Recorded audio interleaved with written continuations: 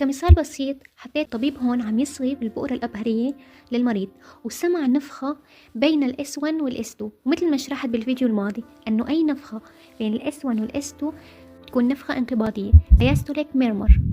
وبالسياستوليك أثناء الانقباض ببساطة بيكون الصمام الأبهري فاتح لحتى البطين الأيسر يدفع الدم لكل الجسم.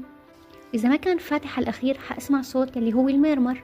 إذا الميرمر هون سياستوليك يعني سمعتها خلال فترة الانقباض، وتاني شيء فترة الانقباض الصمام ما بيكون فاتح كتير لهيك سمعته.